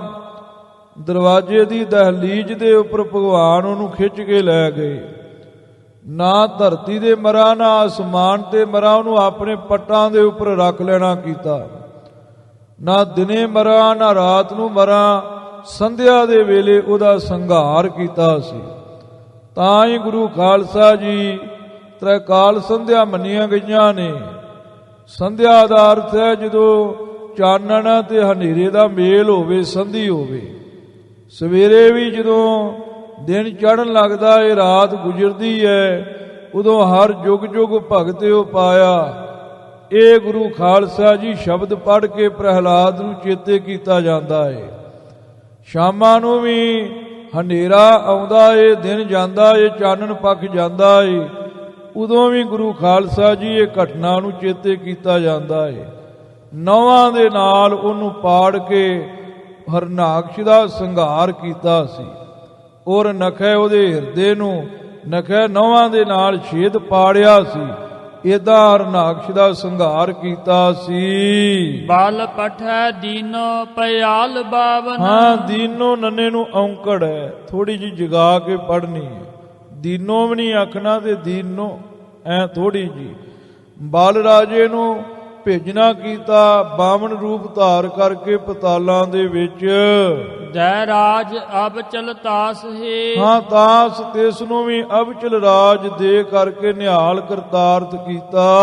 ਹੁਵੈ ਭਗਤ ਬਸ ਤਹਿ ਦੁਆਰ ਨਿਸ ਦਿਨ। ਹਾਂ, ਭਗਤ ਦੇ ਵਸ ਹੋ ਕਰਕੇ ਤੈ ਉੱਥੇ ਪਤਾਲਾਂ ਵਿੱਚ ਰਾਤ ਦਿਨੇ ਬਲ ਰਾਜੇ ਦੇ ਦਰਵਾਜ਼ੇ ਤੇ ਖੜੇ ਰਹਿੰਦੇ ਨੇ ਭਗਵਾਨ ਜੀ। ਹਰ ਕਹਾਵਤ ਦਾਸ ਹੈ। ਹਰੀ ਉੱਥੇ ਬਲ ਰਾਜੇ ਦੇ ਆਪਣੇ ਆਪ ਨੂੰ ਦਾਸ ਕਹਾਉਂਦੇ ਨੇ, ਗੁਫਾ ਦੇ ਅੱਗੇ ਪਹਿਰਾ ਦਿੰਦੇ ਨੇ। ਬੇਮੁਖ ਹੁਵੈ ਜੇ ਜੰਤ ਹਰ ਤੇ। ਮਹਾਰਾਜ ਕਲਗੀਧਰ ਜੀ ਕਹਿੰਦੇ ਨੇ, ਜਿਹੜੇ ਹਰੀ ਤੋਂ ਬੇਮੁਖ ਹੁੰਦੇ ਨੇ, ਹਰ ਤੇ ਜੰਤ ਜੇ ਬੇਮੁਖ ਹੋਵੇ। ਹਰੀ ਤੋਂ ਜਿਹੜੇ ਜੰਤ ਬੇਮੁਖ ਹੁੰਦੇ ਨੇ, ਇਹ ਤੇ ਗੁਰੂ ਖਾਲਸਾ ਜੀ ਛਾਪੇ ਦੀਆਂ ਤੇ ਪੁਰਾਣੀਆਂ ਬੀੜਾਂ ਵਿੱਚ ਲਿਖਿਆ ਏ, ਇੱਥੇ ਲਿਖ ਲੈਣਾ ਜੀ। ਹਰ ਦੂਰ ਤਾਸੋਂ ਜਾਣ ਲੈ। ਮਹਾਰਾਜ ਕਹਿੰਦੇ ਪਿਆਰੇ ਭਾਈ ਦਇਆ ਸਿੰਘ ਜੀ ਖਾਲਸਾ ਜੀ, ਜਿਹੜੇ ਹਰੀ ਤੋਂ ਬੇਮੁਖ ਨੇ, ਉਹਨਾਂ ਤੋਂ ਹਰੀ ਨੂੰ ਦੂਰ ਜਾਣ ਲਓ। ਆਖੋ ਸਤਨਾਮ ਸ੍ਰੀ ਵਾਹਿਗੁਰੂ। ਹਰੀ ਉਹਨਾਂ ਤੋਂ ਦੂਰ ਹੈ। ਹਰੀ ਉਹਨਾਂ ਨੂੰ ਆਪਣੇ ਤੋਂ ਦੂਰ ਜਾਣ ਲੈਂਦਾ ਏ। ਪਿਆਰੇ ਭਾਈ ਦਇਆ ਸਿੰਘ ਜੀ, ਉਹਨਾਂ ਤੋਂ ਹਰੀ ਨੂੰ ਦੂਰ ਜਾਣ ਲਓ। ਇੱਥੇ ਹਰ ਦੂਰ ਤਾਸੋਂ ਜਾਣ ਲੈ, ਹਾਰ ਆਰੇ ਨੂੰ ਸਿਹਾਰੀ, ਇਹ ਵੀ ਅੱਖਰ ਲਿਖ ਲੈਣੇ। ਅਵਿਚਾਰ ਮਾਇਆ ਠਾਗ ਜੰਤ ਹੈ। ਅਗਿਆਨਤਾ ਦੇ ਕਾਲ ਵਿੱਚ, ਅਵਿਚਾਰ ਮੈਨੇ ਅਗਿਆਨਤਾ ਦੇ ਕਾਲ ਵਿੱਚ, ਸਮੇਂ ਵਿੱਚ ਮਾਇਆ ਜਿਹੜੀ ਹੈ ਉਹ ਜਨਤਾ ਜੀਵਾਂ ਜੰਤੂਆਂ ਨੂੰ ਠੱਗਦੀ ਪਈ ਹੈ। ਅਗਿਆਨਤਾ ਕੋ ਬਾਨਦੈ। ਹਾਂ, ਅਗਿਆਨਤਾ ਦੇ ਵਿੱਚ ਭੈੜੀਆਂ ਆਦਤਾਂ ਦੇ ਕਰਕੇ, ਕੁਬਾਨ ਮੈਨੇ ਭੈੜੀਆਂ ਆਦਤਾਂ ਦੇ ਵਿੱਚ ਜੀਵਾਂ ਨੂੰ ਲਾ ਕਰਕੇ ਤੇ ਠੱਗ ਲੈਣਾ ਕੀਤਾ ਏ। ਅਗਿਆਨਤਾ ਦੇ ਵਿੱਚ ਬੇਸਮਝ ਜੀਵਾਂ ਨੂੰ ਤ੍ਰਿਗਤ ਜੋਨ ਬਪ ਅਸੁਰ ਪਾਵਤ। ਜਿਹੜੇ ਮਾਇਆ ਦੇ ਠੱਗੇ ਜਾਂਦੇ ਨੇ ਵਿਚਾਰੇ ਬੇਸਮਝ, ਉਹ ਤ੍ਰਿਗੁਦ ਭੈੜੀਆਂ ਜੂਨਾਂ ਨੂੰ, ਦੰਤਾਂ ਵਾਲੇ ਸਰੀਰਾਂ ਨੂੰ ਪਾਉਂਦੇ ਹਨ। ਭ੍ਰਮਤ ਜੂਨ ਅਸੰਖ ਹੈ। ਫਿਰ ਉਹ ਪਾਉਂਦੇ ਫਿਰਦੇ ਨੇ, ਅਸੰਖ ਬੇਅੰਤ ਹੀ ਜੂਨਾਂ ਵਿੱਚ ਆਉਂਦੇ ਨੇ। 84 ਲੱਖ ਦਾ ਤੇ ਇੱਕ ਵਾਰੀ ਗੇੜਾ ਏ ਨਾ। ਹੁਣ ਸਾਨੂੰ ਮਨੁੱਖਾ ਜਨਮ ਮਿਲਿਆ ਏ, ਹੁਣ ਕਿਹੜੇ ਚੰਗੇ ਕੰਮ ਕਰਦੇ ਪਏ ਐ, ਅੱਗੇ ਫੇਰੇ ਗੇੜਾ ਸ਼ੁਰੂ ਹੋ ਜਾਣਾ ਏ। ਫੇਰ ਕਿਤੇ ਕਈ ਯੁੱਗਾਂ ਬਾਅਦ 84 ਲੱਖ ਜੂਨ ਭੁਗਤ ਕੇ ਇੱਕ ਵਾਰ ਮਨੁੱਖਾ ਜਨਮ ਮਿਲਣਾ। ਫਿਰ ਪਤਾ ਨਹੀਂ ਚੰਗਾ ਕੰਮ ਹੋਣਾ ਕਿ ਨਹੀਂ ਹੋਣਾ। ਫਿਰ ਇਸੇ ਚੱਕਰ ਵਿੱਚ ਹੀ ਇਹੋ ਹੀ ਚਾਲਾ, ਇਹੋ ਹੀ ਚੱਕਰ ਫਿਰ ਗਿੜ ਪੈਣਾ ਹੈ। ਇਸ ਲਈ ਮਹਾਰਾਜ ਕਹਿੰਦੇ ਬੇਅੰਤ ਹੀ ਜੂਨਾ, ਕਈ ਵਾਰ 84 ਲੱਖ ਦਾ ਚੱਕਰ ਬੰਦੇ ਨੂੰ ਤੈਅ ਕਰਨਾ ਪੈਂਦਾ ਹੈ, ਭਾਉਂਦੇ ਫਿਰਦੇ ਨੇ। ਤ੍ਰਿਗੁਤ ਜੋਨ, ਇਹ ਮਾਤਾ ਜੀ ਦੇ ਸਥਾਨ ਤੇ ਜੋ ਬੀੜ ਹੈ ਉਹਦੇ ਵਿੱਚ ਜੱਜੇ ਨੂੰ ਹੋੜਾ ਵੀ ਹੈ ਤੇ ਦਲੰਕੜਾਂ ਵੀ ਲਿਖੀਆਂ ਨੇ। ਪਰ ਜਿਹੜੀਆਂ ਦੂਜੀਆਂ ਆਮ ਬੀੜਾਂ ਨੇ, ਕਿਸੇ ਬੀੜ ਵਿੱਚ ਹੋੜਾ ਲਿਖਿਆ ਹੈ, ਕਿਸੇ ਬੀੜ ਵਿੱਚ ਦਲੰਕੜ ਲਿਖੀ ਹੈ। ਮਾਤਾ ਜੀ ਦੇ ਸਥਾਨ ਦੇ ਉੱਪਰ ਇਹ ਦੋ ਤਾਂ ਲਿਖ ਦਿੱਤੀਆਂ ਵੀ ਜੂਨ ਵੀ ਹੁੰਦਾ ਹੈ ਤੇ ਜੂਨ ਵੀ ਹੁੰਦਾ ਹੈ, ਇਹ ਦੋਨੋਂ ਤਰ੍ਹਾਂ ਸ਼ਬਦ ਆਉਂਦਾ ਹੈ। ਪਾਠ ਬੋਧ ਵਿੱਚ ਗਿਆਨੀ ਸਿੰਘਾਂ ਨੇ ਵਿਚਾਰ ਕੀਤੀ ਸੀ ਵੀ ਹੋੜਾ ਰੱਖ ਲਿਆ ਜਾਵੇ ਤੇ ਦਲੰਕੜਾਂ ਵਾਲਾ ਦੂਆ ਪਾਠ ਰੱਖ ਲਿਆ ਜਾਵੇ, ਕਿਉਂਕਿ ਤ੍ਰਿਗਤ ਜੋਨ ਬਾਪ ਅਸਰ ਪਾਵਤ, ਇੱਥੇ ਜੋਨ ਆ ਗਿਆ, ਅੱਗੇ ਭ੍ਰਮਤ ਜੂਨ ਅਸੰਖ ਹੈ, ਅੱਗੇ ਜੂਨ ਆ ਗਿਆ। ਇੱਕ ਪੰਕਤੀ ਵਿੱਚ ਦੋਨੋਂ ਹੀ ਰੂਪ ਆ ਗਏ ਨੇ, ਕਿਉਂਕਿ ਦੋ ਰੂਪ ਗੁਰੂ ਗ੍ਰੰਥ ਸਾਹਿਬ ਵਿੱਚ ਆਏ ਨੇ, ਹੋੜੇ ਨਾਲ ਵੀ ਆਇਆ ਏ ਤੇ ਦਲੰਕੜਾਂ ਨਾਲ ਵੀ ਆਇਆ ਏ। ਜਿਮ ਬੂੰਦ ਸਾਗਰ ਤੇ ਨਿਆਰੋ, ਹਾਂ, ਜਿਵੇਂ ਬੂੰਦ ਸਮੁੰਦਰ ਤੋਂ ਵੱਖਰਾ ਹੁੰਦਾ ਹੈ ਨਾ, ਇਸੇ ਤਰੀਕੇ ਦੇ ਨਾਲ ਜਿਹੜਾ ਜੀਵ ਹੈ ਨਾ ਉਹ ਵਾਹਿਗੁਰੂ ਅਕਾਲ ਪੁਰਖ ਪਰਮੇਸ਼ਰ ਤੋਂ ਵੱਖਰਾ ਹੋ ਕਰਕੇ ਉਸਨ ਸੀਤ ਕਲੰਕ ਹੈ। ਹਾਂ, ਜਿੱਦਾਂ ਬੂੰਦ ਸਮੁੰਦਰ ਦੇ ਨਾਲ ਉਹ ਵੱਖਰੀ ਹੋ ਜਾਵੇ ਨਾ ਤੇ ਉਹਨੂੰ ਠੰਡੇ ਤੱਤੇ ਦਾ ਕਲੰਕ ਲੱਗ ਜਾਂਦਾ ਹੈ। ਉਦਾਂ ਪਾਣੀ ਦਾ ਜਿਹੜਾ ਗੁਣ ਹੈ ਨਾ ਉਹ ਸੀਤ ਨਿਆਏ ਸ਼ਾਸਤਰ ਦੇ ਵਿੱਚ ਲਿਖਿਆ ਹੈ। ਪਾਣੀ ਦਾ ਗੁਣ ਠੰਡਾ ਹੈ, ਪਾਣੀ ਹਮੇਸ਼ਾ ਹੀ ਠੰਡਾ ਹੁੰਦਾ ਹੈ। ਅੱਗ ਕਰਕੇ ਗੁਰੂ ਖਾਲਸਾ ਜੀ ਪਾਣੀ ਤੱਤਾ ਹੋ ਜਾਂਦਾ ਹੈ, ਪਾਣੀ ਤੱਤਾ ਨਹੀਂ ਹੁੰਦਾ। ਨਿਆਏ ਵਾਲੇ ਇਹ ਗੱਲ ਲਿਖਦੇ ਨੇ ਪਾਣੀ ਤੱਤਾ ਨਹੀਂ ਹੈ, ਪਾਣੀ ਦੇ ਵਿੱਚ ਜੋ ਅੱਗ ਦਾ ਤੇਜ ਹੈ ਉਹ ਤੱਤਾ ਹੈ, ਪਾਣੀ ਦਾ ਗੁਣ ਠੰਡਾ ਹੀ ਹੈ। ਇਸ ਤਰੀਕੇ ਦੇ ਨਾਲ ਨਿਆਏ ਸ਼ਾਸਤਰ ਦੇ ਵਿੱਚ ਲਿਖਿਆ ਹੈ। ਸੋ ਇੱਥੇ ਮਹਾਰਾਜ ਕਲਗੀਧਰ ਜੀ ਕਹਿੰਦੇ ਨੇ ਪਾਣੀ ਸੀਤ ਠੰਡਾ ਹੈ, ਉਹਨੂੰ ਉਸਨ ਗਰਮ ਹੋਣ ਦਾ ਕਲੰਕ ਲੱਗ ਜਾਂਦਾ ਹੈ। ਉਹਨੂੰ ਲੋਕ ਕਹਿਣ ਲੱਗ ਪੈਂਦੇ ਨੇ ਪਾਣੀ ਤੱਤਾ ਹੋ ਗਿਆ ਹੈ, ਪਾਣੀ ਤੱਤਾ ਨਹੀਂ ਹੁੰਦਾ। ਇਸੇ ਤਰੀਕੇ ਦੇ ਨਾਲ ਜਦੋਂ ਜੀਵ ਵਾਹਿਗੁਰੂ ਅਕਾਲ ਪੁਰਖ ਪਰਮੇਸ਼ਰ ਨੂੰ ਜੁਦਾ ਹੁੰਦਾ ਹੈ, ਉਹਨੂੰ ਦੁੱਖ ਸੁੱਖ ਪੁਣੇ ਦਾ ਕਲੰਕ ਲੱਗ ਜਾਂਦਾ ਹੈ। ਉਹਨੂੰ ਗੁਰੂ ਖਾਲਸਾ ਜੀ ਜਨਮ ਮਰਨ ਦਾ ਕਲੰਕ ਲੱਗ ਜਾਂਦਾ ਹੈ। ਉਹਨੂੰ ਜਨਮਾਂ ਜਨਮਾਂਤਰਾਂ ਦੇ ਕਰਮਾਂ ਦੇ ਕਲੰਕ ਲੱਗ ਜਾਂਦੇ ਨੇ। ਬਹੁਤ ਰਾਸ ਸਾਸਨ ਡੰਡ ਪਾਵਤ, ਹਾਂ, ਬਹੁਤੇ ਤਰੀਕਿਆਂ ਦੇ ਨਾਲ ਜੀਵ ਡਰ ਪਾਉਂਦਾ ਏ, ਤਾੜਨਾਮਾ ਪਾਉਂਦਾ ਏ ਤੇ ਬਹੁਤੇ ਡਰ ਵਿੱਚ ਹੀ ਰਹਿੰਦਾ ਏ। ਤੇ ਇਹ ਜੀਵਨ ਕਾਲ ਵਿੱਚ ਵੀ ਕਦੀ ਪੁਲਿਸ ਵਾਲਿਆਂ ਨੇ ਫੜ ਲਿਆ, ਕਿਸੇ ਅਮੀਰ ਨੇ ਫੜ ਲਿਆ, ਕਿਸੇ ਜ਼ੁਲਮ ਨੇ ਫੜ ਲਿਆ, ਇਦਾਂ ਤਾੜਨਾਵਾਂ ਤੇ ਡੰਡ ਪਾਉਂਦਾ ਹੀ ਰਹਿੰਦਾ ਹੈ। ਜਦੋਂ ਪ੍ਰਲੋਕ ਵਿੱਚ ਜਾਂਦਾ ਹੈ ਤੇ ਪਾਪ ਕਰਮਾਂ ਕਰਕੇ ਧਰਮਰਾਜੇ ਦੀ ਦਰਗਾਹ ਵਿੱਚ ਜਮਦੂਤਾਂ ਦੀਆਂ ਤਾੜਨਾਵਾਂ ਤੇ ਉਹਨਾਂ ਦੇ ਕੋਲੋਂ ਡੰਡ ਪਾਉਂਦਾ ਹੈ। ਇਦਾਂ ਬਹੁਤੇ ਤਰਾਸ ਵਿੱਚ ਹੀ ਜੀਵ ਰਹਿੰਦਾ ਹੈ। ਜਿੱਦਾਂ ਬੂੰਦ ਗੁਰੂ ਖਾਲਸਾ ਜੀ ਸਮੁੰਦਰ ਨੂੰ ਜੁਦਾ ਹੋ ਕੇ ਕਦੇ ਸੁੱਖ ਨਹੀਂ ਨਾ ਪਾਉਂਦੀ, ਇਸੇ ਤਰੀਕੇ ਦੇ ਨਾਲ ਜਿਹੜਾ ਜੀਵ ਹੈ ਇਹ ਵਾਹਿਗੁਰੂ ਅਕਾਲ ਪੁਰਖ ਪਰਮੇਸ਼ਰ ਨੂੰ ਜੁਦਾ ਹੋ ਕੇ ਕਦੇ ਸੁੱਖ ਨਹੀਂ ਪਾਉਂਦਾ, ਸਦਾ ਦੁੱਖ ਦੇ ਵਿੱਚ ਹੀ, ਬਹੁਤੇ ਡਰ ਵਿੱਚ ਹੀ ਰਹਿੰਦਾ ਏ। ਕਾਲ ਕਰਮ ਅਧੀਨ ਹੈ, ਹਾਂ, ਕਾਲ ਚੱਕਰ ਦੇ ਵਿੱਚ ਹੀ, ਕਰਮ ਚੱਕਰ ਦੇ ਵਿੱਚ ਹੀ। ਕਾਲ ਜੋ ਸਮੇਂ ਦਾ ਕਰਮ ਚੱਕਰ ਹੈ ਉਹਦੇ ਹੀ ਅਧੀਨ ਰਹਿੰਦਾ ਹੈ। ਕਾਲ ਜੋ ਮੌਤ ਦਾ ਕਰਮ ਚੱਕਰ ਹੈ ਉਹਦੇ ਹੀ ਅਧੀਨ ਰਹਿੰਦਾ ਹੈ। ਜੀਵ ਸਦਾ ਹੀ ਪਰਮੇਸ਼ਰ ਤੋਂ ਜੁਦਾ ਹੋ ਕਰਕੇ। ਆਤਮ ਗਿਆਨ ਉਪਦੇਸ਼ ਬਿਨ, ਹਾਂ, ਆਤਮ ਗਿਆਨ ਦੇ ਉਪਦੇਸ਼ ਤੋਂ ਬਿਨਾ, ਆਤਮ ਗਿਆਨ ਦਾ ਜਿੰਨਾ ਚਿਰ ਉਪਦੇਸ਼ ਨਹੀਂ ਮਿਲਦਾ, ਜਿੰਨਾ ਚਿਰ ਆਤਮ ਗਿਆਨ ਹਿਰਦੇ ਵਿੱਚ ਪੈਦਾ ਨਹੀਂ ਹੁੰਦਾ। ਕਿਉਂਕਿ ਗੁਰੂ ਖਾਲਸਾ ਜੀ ਜੈਸਾ ਉਪਦੇਸ਼ ਦਿਓਗੇ ਤੈਸਾ ਹੀ ਗਿਆਨ ਮਨ ਵਿੱਚ ਪੈਦਾ ਹੁੰਦਾ ਹੈ। ਜੇ ਸਾਧੂ ਦੀ ਸੰਗਤ ਕਰ ਲਈ ਜਾਵੇ ਹਿਰਦੇ ਵਿੱਚ ਹੀ ਆਤਮ ਗਿਆਨ ਪੈਦਾ ਹੋ ਜਾਂਦਾ ਹੈ। ਚੋਰ ਦੀ ਸੰਗਤ ਕਰ ਲਵੇ, ਚੋਰੀ ਦਾ ਗਿਆਨ ਪੈਦਾ ਹੋ ਜਾਂਦਾ ਏ। ਠੱਗ ਦੀ ਸੰਗਤ ਕਰੀਏ, ਹਿਰਦੇ ਵਿੱਚ ਠੱਗੀ ਮਾਰਨ ਦਾ ਗਿਆਨ ਪੈਦਾ ਹੋ ਜਾਂਦਾ ਏ। ਡਾਕਟਰ ਦੀ ਸੰਗਤ ਕਰਾਂਗੇ ਤੇ ਡਾਕਟਰੀ ਦਾ ਗਿਆਨ ਹਿਰਦੇ ਵਿੱਚ ਪੈਦਾ ਹੋ ਜਾਂਦਾ ਏ। ਸੋ ਮਹਾਰਾਜ ਕਲਗੀਧਰ ਜੀ ਕਹਿੰਦੇ ਨੇ, ਉਪਦੇਸ਼ ਤੋਂ ਬਿਨਾ, ਆਤਮ ਗਿਆਨ ਦੇ ਉਪਦੇਸ਼ ਤੋਂ ਬਿਨਾ ਹਿਰਦੇ ਵਿੱਚ ਜਿੰਨਾ ਚਿਰ ਆਤਮ ਗਿਆਨ ਪੈਦਾ ਨਾ ਹੋਇਆ, ਗਰਭਾਸ ਜੋਹਤ ਦੀਨ ਹੈ। ਤੇ ਦੀਨ ਕਹੀਏ ਅਧੀਨ ਹੋ ਕੇ, ਸਮੇਂ ਦੇ ਕਰਮ ਚੱਕਰ ਦੇ ਅਧੀਨ ਹੋ ਕੇ, ਉਹਨਾਂ ਚਿਰ ਤੱਕ ਜੀਵ ਗਰਭ ਜੂਨੀਆਂ ਨੂੰ ਹੀ ਜੋਹਤ ਵੇਖਦੇ ਰਹਿੰਦੇ ਨੇ। ਆਖੋ ਸਤਨਾਮ ਸ੍ਰੀ ਵਾਹਿਗੁਰੂ। ਜਿੰਨਾ ਚਿਰ ਉਹਨਾਂ ਨੂੰ ਆਤਮ ਗਿਆਨ ਦਾ ਉਪਦੇਸ਼ ਨਹੀਂ ਮਿਲਦਾ, ਉਹਨਾਂ ਚਿਰ ਤੱਕ ਉਹ ਗਰਭ ਜੂਨੀਆਂ ਨੂੰ ਹੀ ਜੋਤ ਵੇਖਦੇ ਰਹਿੰਦੇ ਨੇ। ਪਿਆਰੇ ਭਾਈ ਦਇਆ ਸਿੰਘ ਨੇ ਹੱਥ ਜੋੜੇ ਮਹਾਰਾਜ ਕਲਗੀਧਰ ਦੇ ਅੱਗੇ, ਕਹਿਣ ਲੱਗੇ, ਸੱਚੇ ਪਾਤਸ਼ਾਹ ਜੀ, ਇਹ ਆਤਮ ਗਿਆਨ ਦੀ ਪ੍ਰਾਪਤੀ ਕਿੱਥੋਂ ਹੁੰਦੀ ਹੈ? ਆਤਮ ਗਿਆਨ ਕਿੱਥੋਂ ਲੱਭਦਾ ਹੈ? ਆਪ ਨੇ ਆਤਮ ਗਿਆਨ ਦਾ ਬਹੁ ਉਪਦੇਸ਼ ਕਰਿਆ ਹੈ। ਆਤਮ ਗਿਆਨ ਦੀ ਸਾਨੂੰ ਸੋਝੀ ਆ ਗਈ ਹੈ।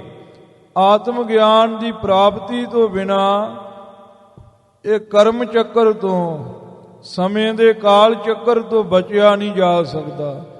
ਆਪ ਜੀ ਕਿਰਪਾ ਕਰਕੇ ਦੱਸੋ ਕਿ ਇਹ ਆਤਮ ਗਿਆਨ ਸਾਨੂੰ ਪ੍ਰਾਪਤ ਕਿੱਥੋਂ ਹੋਵੇ? ਬਿਸ਼ਨ ਪਾਦ ਸ਼ਾਂਤ ਰਾਮਾ ਸ਼ਲੋਕ ਸੰਗਤ ਕੀਜੈ ਸਾਧ ਕੀ। ਮਹਾਰਾਜ ਕਲਗੀਧਰ ਜੀ ਕਹਿੰਦੇ, ਪਿਆਰੇ ਭਾਈ ਦਇਆ ਸਿੰਘ ਜੀ, ਜੇ ਆਤਮ ਗਿਆਨ ਦੀ ਪ੍ਰਾਪਤੀ ਕਰਨੀ ਹੈ ਨਾ, ਤੇ ਕਿਸੇ ਸਾਧ ਦੀ ਸੰਗਤ ਕਰੋ। ਆਖੋ ਸਤਨਾਮ ਸ੍ਰੀ ਵਾਹਿਗੁਰੂ। ਜਿਹਨੇ ਆਪਣੇ ਮਨ ਨੂੰ ਸਾਧ ਲਿਆ ਹੈ, ਉਹਦੀ ਸੰਗਤ ਕਰੋ। ਜਿਨ੍ਹਾਂ ਨੇ ਨਾ ਸਾਧੇ ਜਾਣ ਵਾਲੇ ਪੰਜ ਵਕਾਰਾਂ ਨੂੰ ਸਾਧ ਲਿਆ ਏ, ਉਹਨਾਂ ਸਿੱਧ ਪੁਰਖਾਂ ਦੀ ਸੰਗਤ ਕਰੋ। ਜਿਨ੍ਹਾਂ ਨੇ ਨਾ ਸਾਧੇ ਜਾਣ ਵਾਲੇ ਪੰਜ ਵਕਾਰਾਂ ਨੂੰ ਸਾਧ ਕੇ ਤੇ ਸਾਧ ਅਖਵਾਉਣਾ ਕੀਤਾ ਏ, ਉਪਜੈ ਆਤਮ ਗਿਆਨ। ਹਾਂ, ਉਹਨਾਂ ਦੀ ਸੰਗਤ ਕਰਨ ਦੇ ਨਾਲ ਆਤਮ ਗਿਆਨ ਹਿਰਦੇ ਵਿੱਚ ਪੈਦਾ ਹੋ ਜਾਂਦਾ ਹੈ। ਗਿਆਨੀ ਚੰਦਾ ਸਿੰਘ ਜੀ ਦੀ ਅਸਥਾਨ ਤੇ ਜੋ ਬੀੜ ਹੈ, ਤੇ ਮਾਤਾ ਜੀ ਗਿਆਨੀ ਚੰਦਾ ਸਿੰਘ ਜੀ ਦੀ ਜੋ ਲਿਖੀ ਬੀੜ ਹੈ, ਤੇ ਮਾਤਾ ਜੀ ਦੇ ਅਸਥਾਨ ਤੇ ਜੋ ਬੀੜ ਹੈ, ਮਾਤਾ ਭਾਗੋ ਜੀ ਦੇ ਅਸਥਾਨ ਤੇ, ਉਹਦੇ ਵਿੱਚ ਆਤਮ ਗਿਆਨ ਪਾਠ ਵੇਖਿਆ ਹੈ। ਪਾਠ ਬੋਧ ਵਿੱਚ ਵੀ ਗਿਆਨੀ ਸਿੰਘਾਂ ਨੇ ਆਤਮ ਗਿਆਨ ਹੀ ਰੱਖਿਆ ਸੀ। ਛੰਦ ਦੇ ਲਿਹਾਜ਼ ਨਾਲ ਵੀ ਆਤਮ ਗਿਆਨ ਹੀ ਪਾਠ ਸ਼ੁੱਧ ਹੈ। ਉੱਪਰ ਵੀ ਆਤਮ ਗਿਆਨ ਦੀ ਗੱਲ ਆਈ ਹੈ। ਆਤਮ ਗਿਆਨ ਇਕੱਠਾ ਹੀ ਪਾਠ ਹੈ। ਮਹਾਰਾਜ ਕਲਗੀਧਰ ਜੀ ਕਹਿੰਦੇ, ਸਾਧੂ ਦੀ ਸੰਗਤ ਕਰੋ। ਸਾਧੂ ਦੀ ਸੰਗਤ ਕਰਨ ਦੇ ਨਾਲ ਆਤਮ ਗਿਆਨ ਹਿਰਦੇ ਵਿੱਚ ਪੈਦਾ ਹੋ ਜਾਂਦਾ ਏ। ਸੰਤਨ ਕੇ ਪ੍ਰਸਾਦ ਤੇ, ਹਾਂ, ਸੰਤਾਂ ਦੀ ਕਿਰਪਾ ਤੋਂ ਹੀ। ਸੰਤ ਕੌਣ ਹੈ? ਜਿਨ੍ਹਾਂ ਨੇ ਗੁਰੂ ਖਾਲਸਾ ਜੀ ਸ ਸ਼ਾਂਤੀ ਉੱਤੇ ਟਿੱਪੀ ਲੱਗੀ ਹੈ, ਉਹ ਨੰਨਾ ਸਮਝ ਕੇ ਅਰਥ ਨਿਮਰਤਾ ਲੈਣਾ ਹੈ। ਤ ਨਾਮ ਤਤ ਦਾ ਗਿਆਤਾ। ਜੋ ਸ਼ਾਂਤੀ ਵਾਲੇ, ਜੋ ਨਿਮਰਤਾ ਵਾਲੇ, ਜੋ ਤਤ ਦੇ ਗਿਆਤੇ ਨੇ, ਉਹਨਾਂ ਨੂੰ ਸੰਤ ਗੁਰੂ ਖਾਲਸਾ ਜੀ ਸੰਪਰਦਾਵਾਂ ਵਿੱਚ ਐਸਾ ਅਰਥ ਕਰਕੇ ਤੇ ਸੰਤ ਦੇ ਲਕਸ਼ਣ ਕੀਤੇ ਜਾਂਦੇ ਨੇ।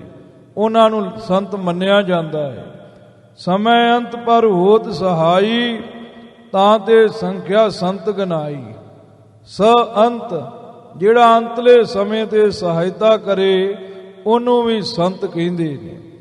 ਸੋ ਮਹਾਰਾਜ ਕਲਗੀਧਰ ਪਾਤਸ਼ਾਹ ਜੀ ਕਹਿੰਦੇ ਨੇ, ਸਾਧੂਆਂ ਦੀ ਕਿਰਪਾ ਤੇ ਹੀ ਪੇਟੇ ਪੁਰਖ ਸੁਜਾ ਪੁਰਾਨ। ਜੋ ਪੁਰਾਨ ਪੁਰਾਤਨ ਸਨਾਤਨ ਪੁਰਖ ਹੈ। ਪੁਰਖ ਕਿਹਨੂੰ ਕਹਿੰਦੇ ਨੇ? ਪੁਰੀ ਪੁਰੀ ਬਸੰਤਾ ਸਾ ਪੁਰਖਾ, ਜਿਹੜਾ ਪੁਰੀਆਂ ਪੁਰੀਆਂ ਵਿੱਚ ਵਸਦਾ ਏ। ਜਮੀ ਜਮਾਨ ਕੇ ਵਿਖੇ ਸਮਸਤ ਏਕ ਜੋਤ ਹੈ। ਨਾ ਘਾਟ ਹੈ, ਨਾ ਬਾੜ ਹੈ, ਨਾ ਘਾਟ ਬਾੜ ਹੋਤ ਹੈ। ਗੁਰੂ ਖਾਲਸਾ ਜੀ ਉਹਦੀ ਪ੍ਰਾਪਤੀ ਹੋ ਜਾਂਦੀ ਹੈ, ਉਹ ਮਿਲ ਜਾਂਦਾ ਹੈ। ਜਦੋਂ ਆਤਮ ਗਿਆਨ ਹੋ ਗਿਆ ਤੇ ਫਿਰ ਰੱਬ ਆਪੇ ਮਿਲ ਜਾਣਾ ਹੈ। ਜਦੋਂ ਇਹ ਗਿਆਨ ਹੋ ਗਿਆ, ਮਨ ਤੂੰ ਜੋਤ ਸਰੂਪ ਹੈ, ਆਪਣਾ ਮੂਲ ਪਛਾਣ, ਫਿਰ ਗੁਰੂ ਖਾਲਸਾ ਜੀ ਉਹ ਘਾਟ ਥੋੜਾ ਰਹਿ ਗਈ। ਰੱਬ ਕੋਈ ਵੱਖਰਾ ਥੋੜਾ ਹੈਗਾ ਏ। ਬੁੱਲੇ ਨੇ ਲਿਖਿਆ ਏ, ਬੁੱਲਿਆ ਰੱਬ ਤੇਥੋਂ ਵੱਖ ਨਹੀਂ, ਤੇਰੀ ਵੇਖਣ ਵਾਲੀ ਅੱਖ ਨਹੀਂ। ਰੱਬ ਤੇਰੇ ਤੋਂ ਵੱਖਰਾ ਨਹੀਂ ਹੈ, ਤੇਰੀ ਜਿਹੜੀ ਅੱਖ ਹੈ ਉਹ ਹੀ ਵੇਖਣ ਵਾਲੀ ਨਹੀਂ। ਆਤਮ ਗਿਆਨ ਹੋ ਗਿਆ ਤੇ ਰੱਬ ਦੀ ਪ੍ਰਾਪਤੀ ਹੋ ਜਾਂਦੀ ਹੈ, ਫਿਰ ਰੱਬ ਲੱਭ ਜਾਂਦਾ ਹੈ, ਜਿਹਨੂੰ ਆਪਾਂ ਜੰਗਲਾਂ ਵਿੱਚ ਲੱਭਦੇ ਫਿਰਦੇ ਹਾਂ।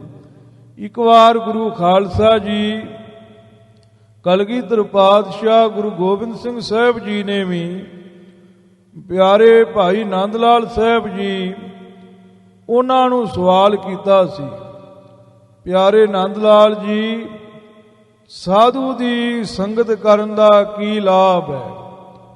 ਸਾਧੂ ਦੀ ਸੰਗਤ ਵਿੱਚੋਂ ਕੀ ਲੱਭਦਾ ਹੈ?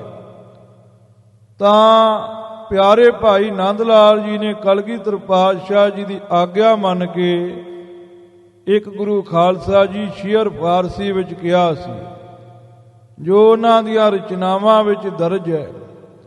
ਭਾਈ ਨੰਦ ਲਾਲ ਜੀ ਕਹਿੰਦੇ, ਬਸ ਜ਼ੇਰੇ ਸਾਇਆ ਏ ਤੂਬਾ ਮੁਰਾਦ ਹਾ ਯਾਬੀ, ਬਸ ਜ਼ੇਰੇ ਸਾਇਆ ਏ ਮਰਦਾਨੇ ਹੱਕ ਖੁਦਾ ਜਾਬੀ।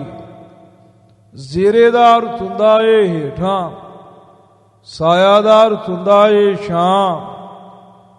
ਤੂਬਾ ਗੁਰੂ ਖਾਲਸਾ ਜੀ ਸਵਰਗਾਂ ਵਿੱਚ ਇੱਕ ਰੁੱਖ ਮੰਨਿਆ ਗਿਆ ਹੈ, ਜਿਹਨੂੰ ਆਮ ਭਾਸ਼ਾ ਦੇ ਗ੍ਰੰਥਾਂ ਵਿੱਚ ਕਲਪ ਬ੍ਰਿਸ਼ ਕਰਕੇ ਗਿਆ ਹੈ, ਤੇ ਸੰਸਕ੍ਰਿਤ ਦੇ ਗ੍ਰੰਥਾਂ ਵਿੱਚ ਮੰਦਾਰ ਇਤਿਆਦਿਕ ਨਾਵਾਂ ਨਾਲ ਲਿਖਿਆ ਹੈ। ਪਾਕੇ ਕੁਰਾਨ ਸ਼ਰੀਫ ਤੇ ਅਰਬੀ ਦੇ ਗ੍ਰੰਥਾਂ ਵਿੱਚ ਉਹਨੂੰ ਤੂਬਾ ਕਰਕੇ ਲਿਖਿਆ ਹੈ। ਕਹਿੰਦੇ ਹੈ ਵੀ ਜਿਹੜਾ ਉਸ ਰੁੱਖ ਦੇ ਹੇਠਾਂ ਬੈਠ ਜਾਵੇ, ਉਹਦੇ ਮਨ ਦੀਆਂ ਸਾਰੀਆਂ ਭਾਵਨਾ ਪੂਰੀਆਂ ਹੋ ਜਾਂਦੀਆਂ ਨੇ। ਨੰਦ ਲਾਲ ਕਹਿੰਦੇ ਨੇ, ਮੁਰਾਦ ਹਾ ਯਾਬੀ, ਮੁਰਾਦ ਹਾ ਮੈਨੇ ਸਾਰੀਆਂ ਇੱਛਾਵਾਂ, ਮੁਰਾਦ ਇੱਕ ਵਚਨ ਹੈ, ਹਾ ਬਹੁ ਵਚਨ ਹੈ, ਯਾਬੀ ਮੈਨੇ ਤੂੰ ਪ੍ਰਾਪਤ ਕਰ ਲਵੇਂਗਾ। ਬਸ ਜ਼ੇਰੇ ਸਾਇਆ ਏ ਮਰਦਾਨੇ ਹੱਕ, ਸਾਇਆ ਮੈਨੇ ਪਰਛਾਵਾਂ, ਜ਼ੇਰ ਮੈਨੇ ਹੇਠਾਂ, ਮਰਦਾਨੇ ਹੱਕ ਜਿਹੜੇ ਰੱਬ ਦੇ ਮਰਦ ਨੇ, ਰੱਬ ਦੇ ਪਿਆਰੇ ਨੇ। ਖੁਦਾ ਜਾਬੀ, ਖੁਦਾ ਰੱਬ ਜਾਬੀ ਪਾ ਲਵੇਂਗਾ। ਕਹਿੰਦੇ ਨੇ ਭਾਈ ਨੰਦ ਲਾਲ ਜੀ, ਜੇ ਤੂੰ ਕਲਪ ਬ੍ਰਿਸ਼ ਦੀ ਛਾਂ ਦੇ ਹੇਠਾਂ ਬੈਠ ਜਾਵੇਂ, ਮੰਨਿਆ ਜਾਂਦਾ ਏ ਕਿ ਤੇਰੇ ਮਨ ਦੀਆਂ ਸਾਰੀਆਂ ਇੱਛਾਵਾਂ ਪੂਰੀਆਂ ਹੋ ਜਾਣਗੀਆਂ। ਪਰ ਜੇ ਤੂੰ ਰੱਬ ਦੇ ਪਿਆਰਿਆਂ ਦੀ ਸੰਗਤ, ਰੱਬ ਦੇ ਪਿਆਰਿਆਂ ਦੀ ਛਤਰ ਛਾਇਆ ਦੇ ਹੇਠ ਚਲਿਆ ਜਾਵੇਂ, ਮਨ ਦੀਆਂ ਇੱਛਾਵਾਂ ਤੇ ਇੱਕ ਪਾਸੇ ਰਹਿ ਗਈਆਂ, ਤੈਨੂੰ ਰੱਬ ਹੀ ਲੱਭ ਜਾਵੇਗਾ। ਆਖੋ ਸਤਨਾਮ ਸ਼੍ਰੀ ਵਾਹਿਗੁਰੂ। ਇਹ ਸਾਧੂ ਦੀ ਸੰਗਤ ਦਾ ਲਾਭ ਹੈ। ਪਹਿਲੀ ਗੱਲ ਹੈ ਵੀ ਮਰਨ ਪਰਯੰਤ ਸਵਰਗ ਪ੍ਰਾਪਤ ਹੋਣੇ ਹੈ। ਮਰਨ ਤੋਂ ਬਾਅਦ ਪਹਿਲਾਂ ਤੇ ਪਤਾ ਹੀ ਨਹੀਂ ਕਿ ਬੰਦੇ ਨੇ 10 ਸਾਲ ਜੀਣਾ, ਹੋਰ ਕਿ 20 ਕਿ 60 ਕਿ 70 ਜੀਣਾ ਹੈ। ਜੇ ਮਰ ਕੇ ਇੱਛਾਵਾਂ ਪੂਰੀਆਂ ਹੋਈਆਂ ਤੇ ਕੀ ਹੋਈਆਂ। ਦੂਜੀ ਗੱਲ ਇਹ ਹੈ। ਤੀਜੀ ਗੱਲ ਹੈ ਵੀ ਮਰ ਕੇ ਬੰਦੇ ਨੇ ਪਤਾ ਨਹੀਂ ਸਵਰਗਾਂ ਨੂੰ ਜਾਣਾ ਹੈ ਕਿ ਪਤਾ ਨਹੀਂ ਨਖਿੱਧ ਜੂਨਾਂ ਨੂੰ ਤੁਰ ਜਾਣਾ ਹੈ। ਜੇ ਸਵਰਗਾਂ ਵਿੱਚ ਚਲਿਆ ਗਿਆ ਤੇ ਪਤਾ ਨਹੀਂ ਉੱਥੇ ਕਲਪ ਬ੍ਰਿਸ਼ ਹੋਵੇ ਕਿ ਨਾ ਹੋਵੇ। ਜੇ ਹੋਵੇ ਵੀ ਤੇ ਪਤਾ ਨਹੀਂ ਕਲਪ ਬ੍ਰਿਸ਼ ਦੀ ਛਾਵੇਂ ਕੋਈ ਬਹਿਣ ਦਵੇ ਕਿ ਨਾ ਬਹਿਣ ਦਵੇ। ਇਹ ਲੇਖਾ ਦੂਰ ਦਾ ਹੈ। ਨੰਦ ਲਾਲ ਜੀ ਕਹਿੰਦੇ, ਲੇਖੇ ਵਿੱਚ ਨਾ ਪਾਓ ਬੰਦਿਆ। ਜੇ ਤੂੰ ਚਾਹਣਾ ਹੈ ਕਿ ਮੈਨੂੰ ਰੱਬ ਮਿਲ ਜਾਵੇ, ਮੇਰੀਆਂ ਮਨ ਦੀਆਂ ਮੁਰਾਦਾਂ ਪੂਰੀਆਂ ਹੋ ਜਾਣ, ਕੋਈ ਸਾਧੂ ਲੱਭ ਲੈ। ਉਹ ਸਾਧੂ ਦੀ ਸੰਗਤ ਵਿੱਚ ਜਾ ਕੇ ਬੈਠ ਜਾ। ਉਹ ਸਾਧੂ ਦੀ ਬੁੱਕਲ ਦਾ ਨਿੱਘ ਮਾਲ ਲਾ, ਸਾਧੂ ਦੀ ਛਤਰ ਛਾਇਆ ਦੇ ਹੇਠ ਚਲਿਆ ਜਾ। ਇਹ ਸਾਧੂ ਦੀ ਸੰਗਤ ਦਾ ਫਲ ਹੈ। ਬਾਬਾ ਪਾਲਾ ਸਿੰਘ ਜੀ ਵਰਗੇ ਮਹਾਂਪੁਰਖ, ਇਹੋ ਜਿਹੇ ਸਾਧੂ ਜਿਹੜੇ ਆਪ ਰੱਬ ਨਾਲ ਮਿਲੇ ਨੇ ਤੇ ਦੂਜਿਆਂ ਨੂੰ ਮਿਲਾਉਣ ਵਾਲੇ ਨੇ। ਮਹਾਂਪੁਰਖ ਬਾਬਾ ਠਾਕੁਰ ਸਿੰਘ ਜੀ ਕਿਤੇ ਘੱਟ ਸਾਧੂ ਸਨ। ਮੈਂ ਗੁਰਬਾਣੀ ਆਧਾਰ ਹੈ। ਗੁਰਬਾਣੀ ਨੂੰ ਹੀ ਉਹਨਾਂ ਨੇ ਆਸਰਾ ਮੰਨਿਆ ਸੀ। ਅੱਠੇ ਪੈਰ ਗੁਰਬਾਣੀ ਸੁਣੀ ਜਾਣੀ। ਸੇਵਾ ਤੇ ਸਿਮਰਤਾ ਤੇ ਨਿਮਰਤਾ ਦੀ ਮੂਰਤ ਮਹਾਂਪੁਰਖ ਬਾਬਾ ਠਾਕੁਰ ਸਿੰਘ ਸਾਹਿਬ ਜੀ। ਇਹੋ ਜਿਹੇ ਸਾਧੂਆਂ ਦੀ ਛਤਰ ਛਾਇਆ ਹੇਠ ਜਾ ਕਰਕੇ ਗੁਰੂ ਖਾਲਸਾ ਜੀ ਰੱਬ ਲੱਭਦਾ ਹੈ। ਕਿਉਂਕਿ ਭਾਈ ਗੁਰਦਾਸ ਸਾਹਿਬ ਜੀ ਨੇ ਲਿਖਿਆ ਹੈ, ਗੁਰਮੁਖ ਅਸਾਧ ਸਾਧ ਸਾਧ ਸਦਵਾਇਆ। ਗੁਰਮੁਖਾਂ ਨੇ ਨਾ ਸਾਧੇ ਜਾਣ ਵਾਲੇ ਜਿਹੜੇ ਪੰਜ ਵਕਾਰ ਨੇ ਉਹਨਾਂ ਨੂੰ ਸਾਧ ਕੇ ਤੇ ਸਾਧ ਅਖਵਾਉਣਾ ਕੀਤਾ ਹੈ, ਸਾਧੂ ਅਖਵਾਉਣਾ ਕੀਤਾ ਹੈ। ਉਚਾਰਮਾਲਾ ਗ੍ਰੰਥ ਦੇ ਵਿੱਚ ਇੱਕ ਬੋਲ ਲਿਖੇ ਨੇ ਕਵੀ ਅਨਾਥ ਜੀ। ਉਹ ਕਹਿੰਦੇ ਆ ਵੀ ਸਾਧੂ ਦੀ ਸੰਗਤ ਵਿੱਚ ਜਾਣ ਦਾ ਕਿੰਨਾ ਕੁ ਲਾਭ ਹੈ। ਉਹ ਕਹਿੰਦੇ ਵਿਦਵਤ ਜਗ ਕਰਤ ਸਦਾ, ਜੇ ਦਵਿਜ ਉਤਮ ਗੋਤ, ਸਾਧ ਨਿਕਟ ਚਲ ਜਾਤ ਹੀ, ਸੋ ਫਲ ਪਗ ਪਗ ਹੋਤ। ਉਹ ਕਹਿੰਦੇ ਪਹਿਲੀ ਗੱਲ ਤੇ ਜਗ ਹੀ ਨਹੀਂ ਹੋਣਾ। ਜਗ ਲਈ ਗੁਰੂ ਖਾਲਸਾ ਜੀ ਬੜੇ ਵੱਡੇ ਖਰਚ ਲੱਗਦੇ ਨੇ। ਲੰਮਾ ਸਮਾਂ ਹਵਨ ਕੁੰਡ ਦੇ ਵਿੱਚ ਜਿੰਨੀ ਹਾਥੀ ਦੀ ਸੁੰਡ ਹੁੰਦੀ ਹੈ ਨਾ, ਬੰਬੀ ਦਾ ਪੈਪ ਲੈ ਲਓ 3 ਦਾ, ਉਹ ਘਿਓ ਦਾ ਭਰਿਆ ਪਈ ਜਾਂਦਾ ਹੈ। ਇੱਕ ਸਾਰ ਇੰਨਾ ਘਿਓ ਪੈਂਦਾ ਪਾਣੀ ਵਾਂਗ, ਜਿਵੇਂ ਮੋਟਰ ਪਾਣੀ ਕੱਢਦੀ ਹੈ। ਫਿਰ ਗੁਰੂ ਖਾਲਸਾ ਜੀ ਜੇ ਜਗ ਕਰਨਾ ਹੋਵੇ ਤੇ ਉੱਤਮ ਕੁਲਾਂ ਦੇ ਬ੍ਰਾਹਮਣ ਹੀ ਨਹੀਂ ਲੱਭਦੇ। ਲੱਭ ਜਾਣ ਬ੍ਰਾਹਮਣ ਵੀ, ਇੱਕ ਜਗ ਹੀ ਨਹੀਂ ਪੂਰਾ ਹੁੰਦਾ। ਪਤਾ ਨਹੀਂ ਜਗ ਕੀਤਾ, ਜਗ ਦਾ ਟੱਲ ਘੰਟਾ ਖੜਕਣਾ ਕਿ ਨਹੀਂ ਖੜਕਣਾ। ਜੇ ਖੜਕ ਵੀ ਗਿਆ, ਕਹਿੰਦੇ 100 ਜਗ 200 ਜਗ ਕਰਨਾ ਮੁਸ਼ਕਲ ਹੈ। ਕਹਿੰਦੇ ਜੇ ਇੱਕ ਵਿਧੀ ਪੂਰਵਕ ਜਗ ਪੂਰਾ ਹੋ ਜਵੇ ਨਾ, ਤੇ ਜਦੋਂ ਆਪਾਂ ਘਰੋਂ ਪੈਰ ਪੁੱਟਦੇ ਆਂ ਸਾਧੂ ਵੱਲ ਨੂੰ, ਇੱਕ ਪੈਰ ਪੁੱਟਿਆਂ ਓਨਾ ਫਲ ਮਿਲ ਜਾਂਦਾ ਏ ਜਿੰਨਾ ਫਲ ਵਿਧੀ ਪੂਰਵਕ ਜਗ ਕਰਨ ਦਾ ਮਿਲਦਾ। ਆਖੋ ਸਤਨਾਮ ਸ਼੍ਰੀ ਵਾਹਿਗੁਰੂ। ਤੇ ਸਾਧ ਕਿਹੜਾ ਘਰ ਦੇ ਲਾਗੇ ਬੈਠਾ ਹੋਣਾ ਏ, ਸਾਧ ਤੇ ਲੱਭਿਆ ਨਹੀਂ ਲੱਭਦੇ।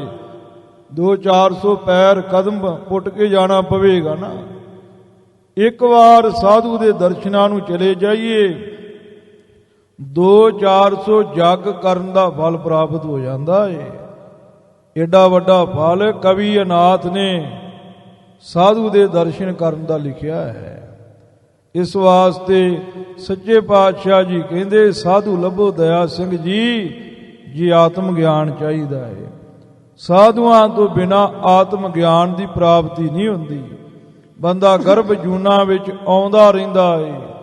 ਸਾਧੂਆਂ ਦੀ ਕਿਰਪਾ ਨਾਲ ਆਤਮ ਗਿਆਨ, ਸੰਤਾਂ ਦੀ ਕਿਰਪਾ ਦੇ ਨਾਲ ਵਾਹਿਗੁਰੂ ਦੀ ਪ੍ਰਾਪਤੀ ਹੁੰਦੀ ਹੈ। ਐਸਾ ਮਹਾਰਾਜ ਸਾਹਿਬ ਜੀ ਪਾਵਨ ਉਪਦੇਸ਼ ਬਖਸ਼ਿਸ਼ ਕਰਦੇ ਪਏ ਨੇ। ਸੋ ਹੁਣ ਗੁਰੂ ਖਾਲਸਾ ਜੀ ਸਮਾਂ ਹੋ ਗਿਆ ਹੈ, ਅੱਗੇ ਪ੍ਰਸੰਗ ਲੰਮੇਰਾ ਹੈ। ਸੋ ਕੱਲ ਨੂੰ ਆਪਾਂ ਆਤਮ ਗਿਆਨ ਉਪਦੇਸ਼ ਬਿਨਾ ਗਰਭਾਸ ਜੋਹਤ ਦੀਨ ਹੈ, ਇਥੋਂ ਹੀ ਕਥਾ ਸ਼ੁਰੂ ਕਰਕੇ ਅੱਗੇ ਸ਼ਲੋਕ ਤੇ ਸ਼ੰਤ ਦੀ ਕਥਾ ਕਰਾਂਗੇ। ਸਾਰੇ ਸਰਵਣ ਕਰਾਂਗੇ ਆਪਾਂ ਰਲ ਮਿਲ ਕੇ। ਜਿਵੇਂ ਸੱਚੇ ਪਾਤਸ਼ਾਹ ਜੀ ਬਲ ਦੇਣਗੇ ਉਦਾਂ ਹੀ ਆਪਾਂ ਇਹਨੂੰ ਵਿਚਾਰਾਂਗੇ ਤੇ ਮਹਾਰਾਜ ਦੀ ਕਥਾ ਸਰਵਣ ਕਰ ਜਨਮ ਸਫਲਾ ਕਰਾਂਗੇ ਜੀ। ਸੰਗਤ ਕੀਜੈ ਸਾਧ ਕੀ, ਉਪਜੈ ਆਤਮ ਗਿਆਨ, ਸੰਤਨ ਕੇ ਪ੍ਰਸਾਦ ਤੇ ਭੇਟੇ ਪੁਰਖ ਪੁਰਾਨ। ਵਾਹਿਗੁਰੂ ਜੀ ਕਾ ਖਾਲਸਾ, ਵਾਹਿਗੁਰੂ ਜੀ ਕੀ ਫਤਿਹ।